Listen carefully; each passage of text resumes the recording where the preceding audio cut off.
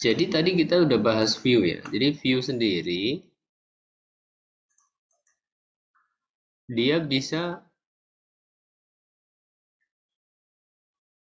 dilakukan update gitu ya. Tapi ada batasannya. Masih baru ini bahasa ini. Update view.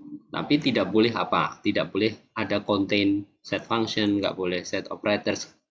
Intinya apa? Hanya view saja, hanya nampilkan saja, nggak mengubah apapun gitu ya, atau menampilkan sesuatu yang spesifik kayak kasih distinct dan sebagainya itu enggak. Jadi dia update customer view-nya set age 35 where name Rames ya.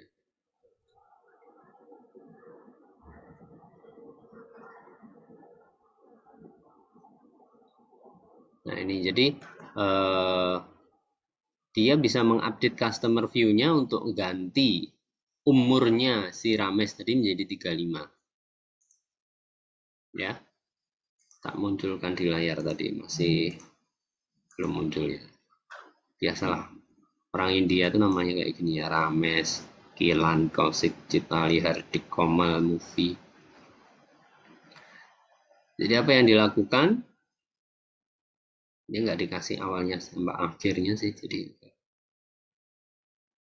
Jadi kalau udah dicoba tadi, SQL statementnya itu akan melakukan updating pada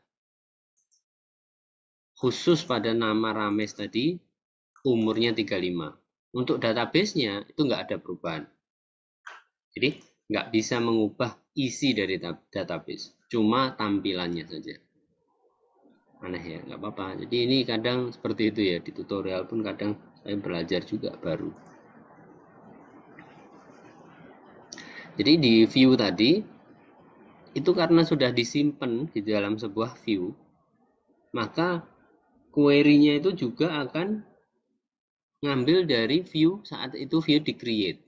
Jadi nggak update terakhir gitu ya, bukan bukan data yang terakhir. Nah itu yang menjadikan dia itu kadang ya tadi ya kelemahannya dia bukan database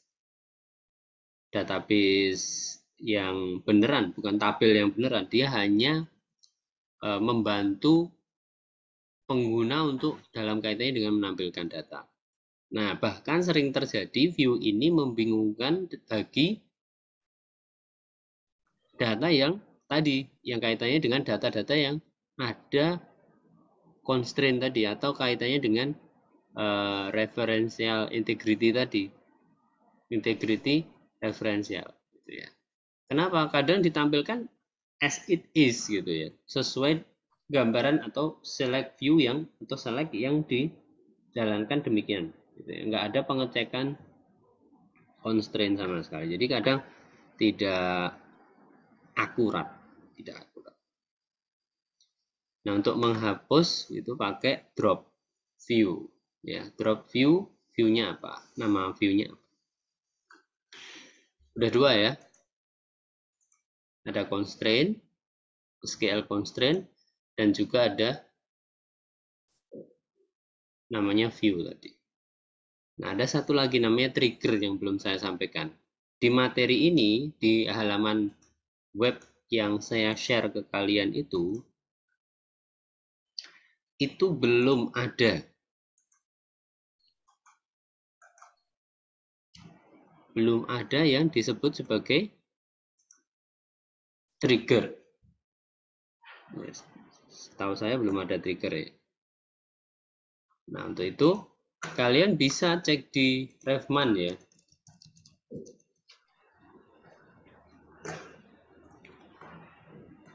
Di Revman itu tentu harusnya komplit ya. Itu ada yang disebut sebagai, kita ganti dulu aja yang versinya.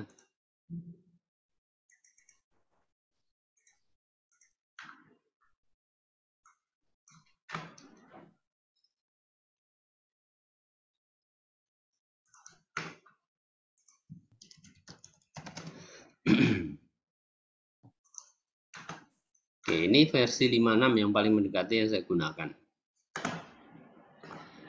Nah, di trigger syntax and example, kalian bisa lihat ya. Untuk membuat sebuah trigger atau menghapus trigger bisa menggunakan create trigger atau drop trigger ya. Kemudian deskripsinya tuh ada di mana? Ada di section 13.1.19. Nah, sebenarnya itu apa? Trigger ini adalah bentar, ini halaman sebelumnya menjelaskan juga. Ini table space.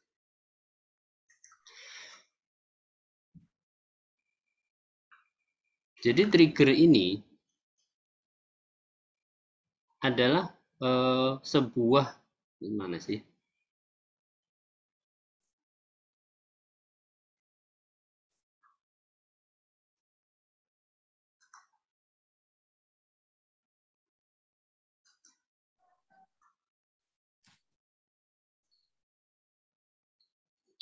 Deskripsinya nggak ada malah ya. Jadi kurang lebih trigger itu adalah satu set perintah yang bisa dieksekusi secara otomatis saat sebuah kondisi itu di dalam trigger itu terpenuhi. Jadi satu buah prosedur gitu yang disimpan gitu ya. Kemudian saat itu ada status tertentu yang jalan, ya otomatis akan menjalankan perintah yang ada di query-nya tadi.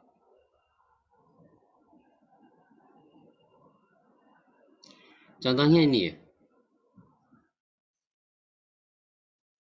Ini simple example that associate a trigger with table to activate insert operation. Jadi saat nanti dibuat sebuah tabel itu, ya kan ini ada create table account. Kalian bisa coba nanti ya.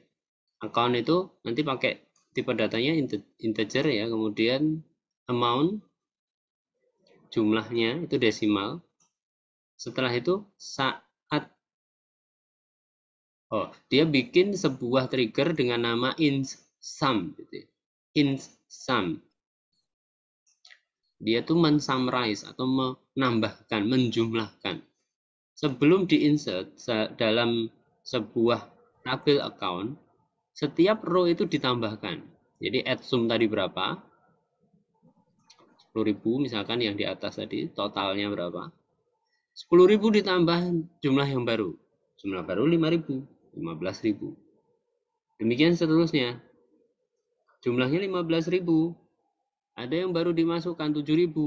15.000 tambah 7.000 terus menerus. Jadi saat di insert ada insert baru di row yang baru tadi, setiap mau insert data di row yang bawahnya akan terjadi apa? Summarisasi atau menambahkan, menjumlahkan.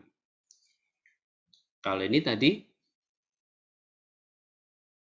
trigger saat ada insert. Ingat ya, ada statusnya atau ada kondisinya. Kondisinya saat itu insert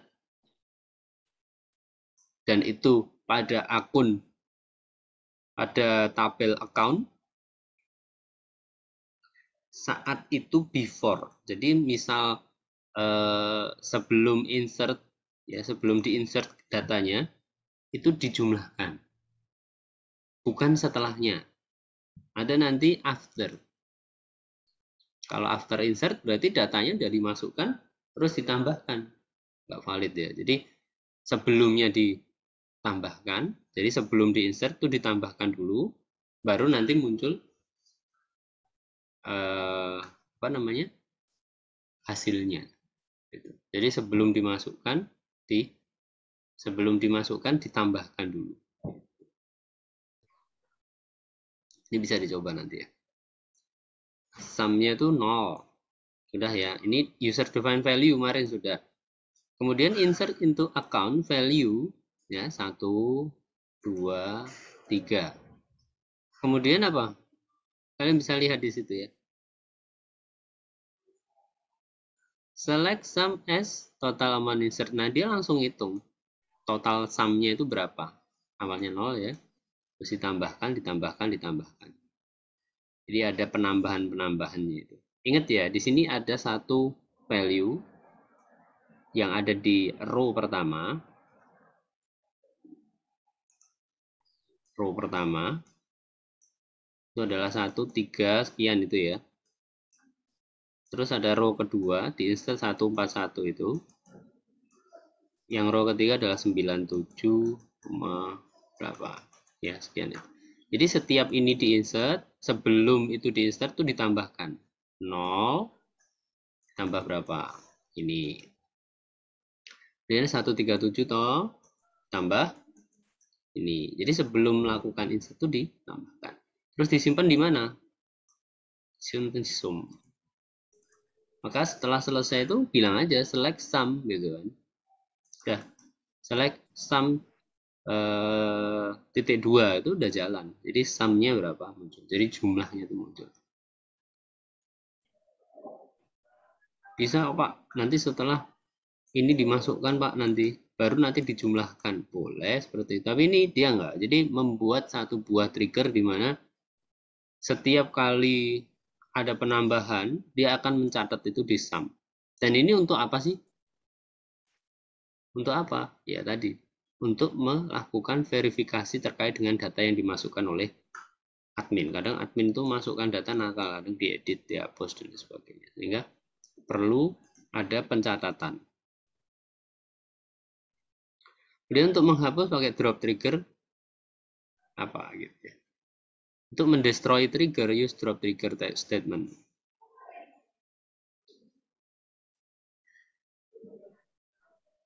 Oh maaf ini di sana tadi minus kayaknya. Tadi ada minusnya ya. Ya kan? Ada minusnya kan? Ini yang data pertama, ini yang kedua, ini yang ketiga, ini yang keempat. Bukan deh, ini kan tabelnya tadi ini ya. Ada namanya account number integer, account decimal. Jadi ini 137, 141, 97. Nah, isinya ini. Ya, isinya ini. Kemudian yang ditambahkan yang mana? Ya ini tadi. Dari apa? Dari perintah apa tadi?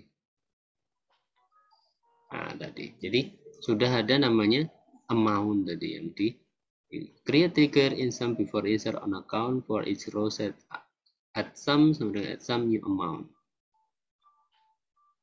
Dan di bawah insert into account value-nya ini yang ditambahkan bukan yang ada di integernya ya, tapi di amount-nya. Oke, seperti itu ya. Julian Christine sambil kuliah sambil dengerin lagu. Jadi habis atop juga itu. Grade trigger update, check for update. Nah, kalau yang ini untuk ngecek gitu ya. Untuk ngecek apa? Validitas. Atau kayak misalkan kalian mungkin ini gambarannya kayak di sebelum update lah gitu ya. Sebelum update itu update check, ada namanya update check.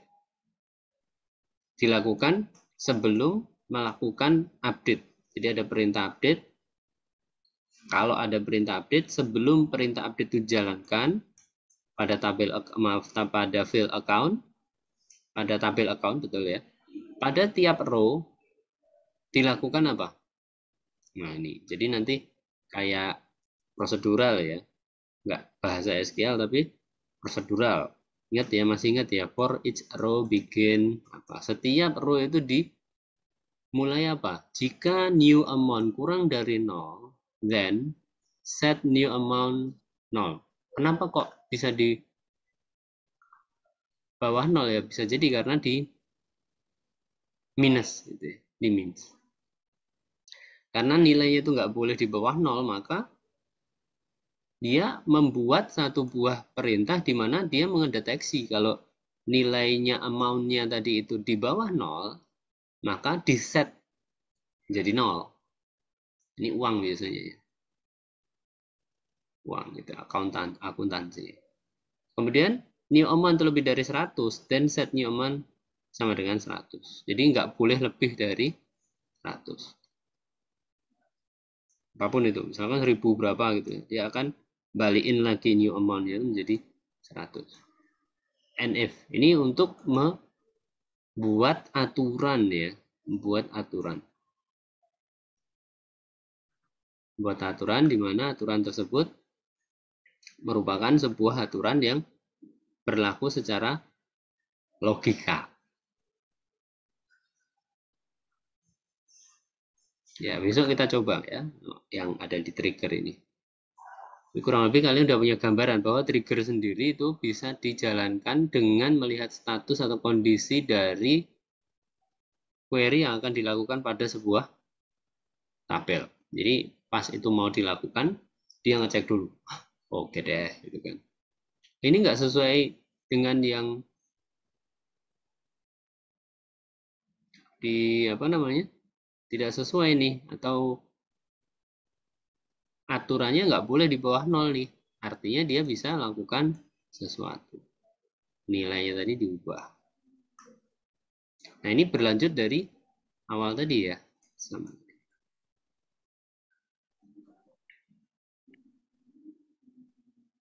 Baik. Ini untuk trigger ya. Selanjutnya di bawah ini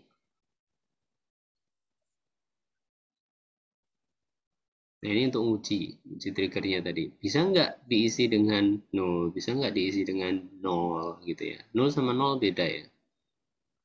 Kemudian diisi dengan pengujian, diuji dia. Insert into test 1 value apa. Nanti saya lihat dulu yang di Refman yang 5.5 ya. Yang saya gunakan kemarin. Nah kalau yang di sini ini kan Refman-nya 5.6 ya. Siapa tahu versinya lebih masuk akal gitu. Karena ini kan cuma ngetes aja. Kalau database, kasus database-nya kan belum ada. Baik itu ya, 1, 2, 3 sudah saya sampaikan. Sebelum saya lanjutkan, kira-kira apakah ada pertanyaan? Silahkan.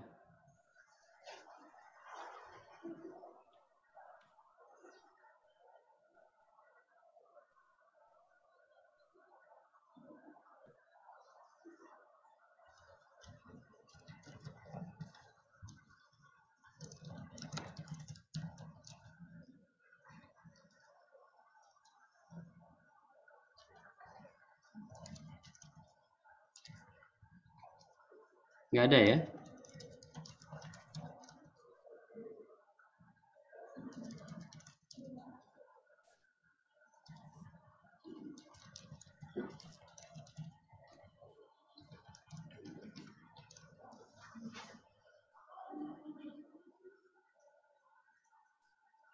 Nggak ada pertanyaan?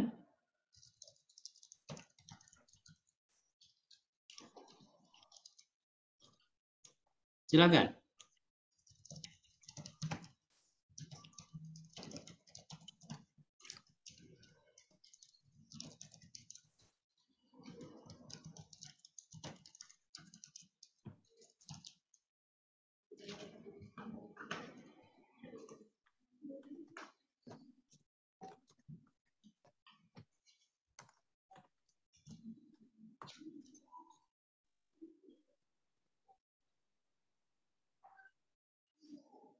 Nggak ada ya?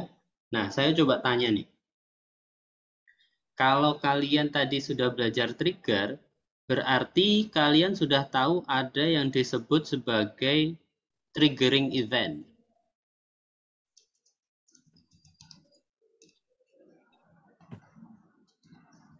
Nah, triggering event yang ada di contoh itu apa tadi yang sudah kalian baca? Ada yang tahu?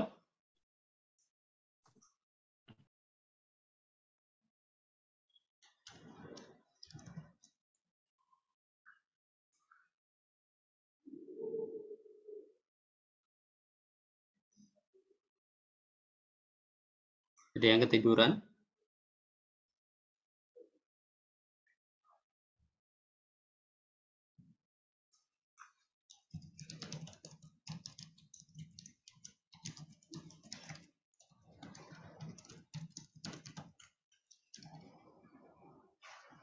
Saya ulangi ya. Jadi kalau di trigger sendiri saat kita mau setup trigger tadi ya untuk membuat sebuah trigger ada yang disebut sebagai trigger action time dan juga ada trigger event.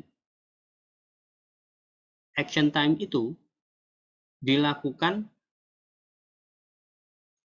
pada waktu apa? Gitu ya. Contohnya adalah before, gitu ya. Contohnya adalah before.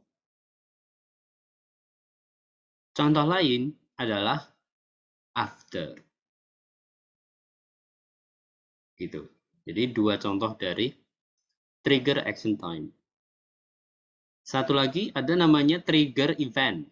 Event trigger ya. Jadi kalian bisa otomatisasikan sebuah perintah saat event tersebut terjadi. Eventnya apa saja? Eventnya adalah, salah satu contohnya adalah tadi di contoh yang sudah muncul di Refman tadi adalah insert. Jadi saat itu di insert, itu akan terjadi. Nah, actionnya, kalau tadi contohnya adalah before, berarti sebelum insert itu dilakukan, di-actionkan atau dijalankan trigger yang namanya insert.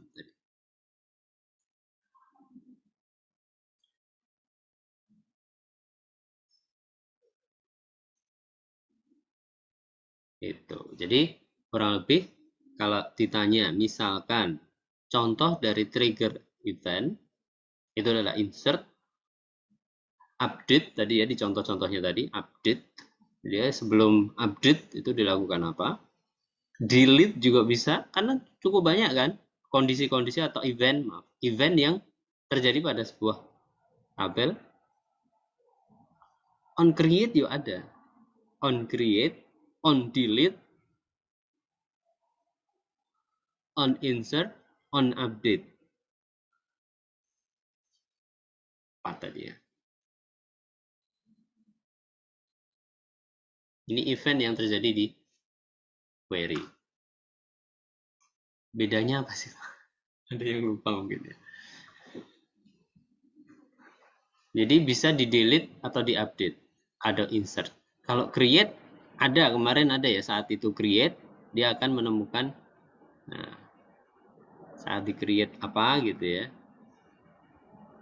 Tapi kalau di man ini kok nggak ada ya. Sudah berubah ya. Jadi tiga aja ya saya update ya, karena di sini ya ada di Refman-nya 5.6 terbaru. Maka kita punya bukan 4 ya, 3 saja. Jadi insert, delete, sama update. Kemudian ada yang tahu fungsi dari view apa?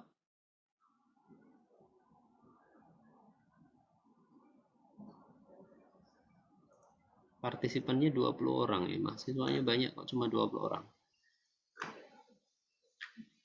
Presensinya coba saya cek ya.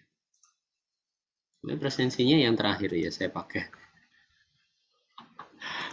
Terserah ya kalian, Pak saya udah masuk Pak. Tidak dihitung ya, kenapa nggak ikut ya? Teman-teman yang ikut di PBD sampai akhir itu?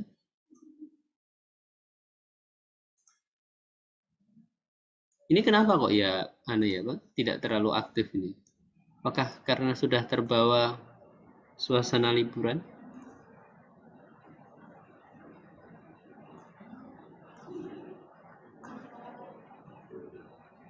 Kita lihat ya. Rahmi Alizia ada nggak?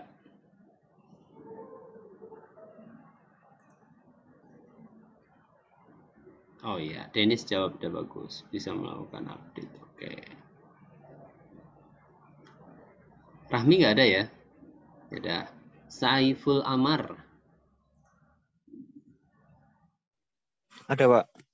Seperti Saiful Amar ada, bagus. Latifah Arum. Ada, Pak.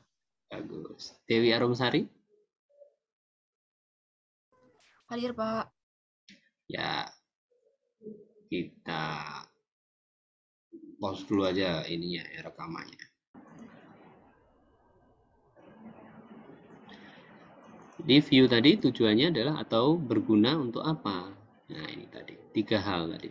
Menstruktur data sehingga lebih alami ya, lebih intuitif gitu, sesuai dengan yang diinginkan saja, nggak usah kasih tetek bengek yang nggak perlu. Kemudian membatasi akses ke data karena hanya bisa melihat view-nya yang nggak bisa diutak-atik, gitu kan? Bukan ke tabelnya langsung. Kalau ke tabelnya langsung bisa jadi nanti kalian ketahuan struktur tabelnya adalah TB mahasiswa. Wah, berarti nanti pas injeksi, pas nyentin target ke situ. Nah, kalau hanya view, mau target view, ketemu view, mau dia detail silahkan. Wong itu cuma temporary table atau tabel virtual. Summarize data from various table, jadi bisa summary ya data dari banyak tabel gitu sehingga bisa generate kayak ceritanya itu report gitu, laporan. Betul, jadi tujuannya seperti itu. Caranya itu, kemudian fungsinya udah. View itu apa tadi sudah. Kemudian apa query untuk menghapus sebuah constraint? Masih ingat ya tadi ya, query atau ini ya, query untuk menghapus sebuah constraint. Masih ingat drop ya. Alter tetap menggunakan perintah alter table apa, terus di drop apa. Jangan drop table employee ya. Drop table employee ya tahu sendiri itu pasti akan terjadi kekacauan ya. Kekacauan. Contohnya misalkan yuk kita drop table THR itu kan nanti saya nggak dapat THR itu jahat sekali kalian ya karena data THR-nya hilang gitu ya. THR itu ngitungnya gimana sih? Nah kalau dia kerja udah 2 bulan lebih maka dia berhak mendapat THR. Berapa hitungannya? Seperberapa itu ya? Ada tahu seperberapa dari ini kali gaji bulanan. Nah itu kan di dalam database juga bisa dihitung gitu kan. Nah, itu gambarannya kalau kalian menggunakan sebuah pendekatan database. Tapi kalau sekali aja salah Anda drop table employee, ya itu pegawainya hilang semua datanya. Enggak cuma THR-nya ya, data-data gajinya ya hilang ya kan. Tabel employee-nya hilang semua ya, arek ngedit. Jadi kalian sangat fatal sekali melakukan itu. Jadi untuk mengubah constraint kalian pakai drop, tapi dropnya itu di dalam sebuah syntax alter. Alter apa? Tabel, employee, drop apa? Constraint apa? Tadi yang sudah tercipta. Demikian ya untuk pertemuan kali ini. Sebelum saya tutup silahkan. Apakah ada yang mau tanya? Gampang ya. Nah kalau tidak ada pertanyaan, kalau tidak ada pertanyaan, nanti tolong cek ulang ke e-learning. Nanti di e-learning itu ada sedikit tugas ya setelah kuliah. Jadi setelah kuliah nih kalian nyatet enggak? Itu saya mau lihat dari situ. Nah kalau nyatet kalian tinggal ketik aja di e-learning yang sudah saya siapkan tadi. Nah di situ ada 5 pertanyaan. Silahkan nanti ditulis ulang. Kelompok ya. Untuk kelompok itu apakah ditentuin dari saya atau kalian? Gimana ya? Mungkin kalian udah pada kenal ya. Udah pada kenal ya biar kalian yang bikin ya. Biar kalian yang bikin. Kemudian kirim nama-nama kelompoknya. Kemudian saya daftarkan kelompoknya itu. Kemudian saya berikan penugasan. Itu ya, bisa milih temennya ya. Bisa milih temennya. Nanti yang nggak dapat temen biar cerita sama saya. Pak, saya nggak dapat temen. Nah itu nanti biar saya kawinkan dengan yang nggak dapat temen, saya jodohkan.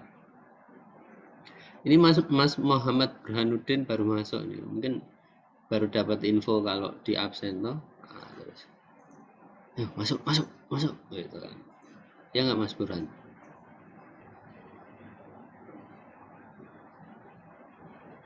Muhammad Burhanuddin. Masuk ya Mas Muhammad Burhanuddin ada?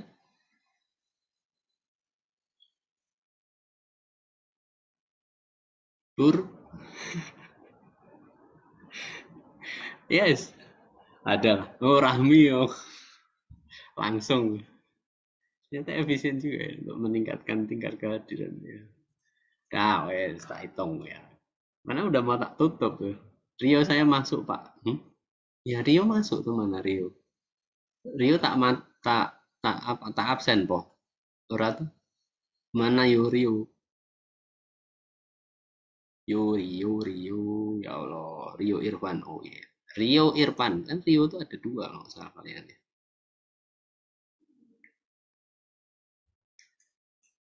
Hadir Pak. Oke, baik, mungkin demikian ya, saya tutup sekian dari saya. Eh, saya ucapkan sekian ya, oke. Nanti tolong cek ke e-learning ya, di e-learning nanti akan ada sedikit pertanyaan 5, nanti kalian kerjakan paling lambat besok sore. Kalau bisa kerjakan aja langsung biar nggak lupa. Nah itu menjadi catatan kalian besok pas ujian misalkan dibutuhkan, kalian tinggal cek aja. Demikian untuk pertemuan kali ini, mohon maaf jika ada yang salah atau kurang. Saya tutup sekian.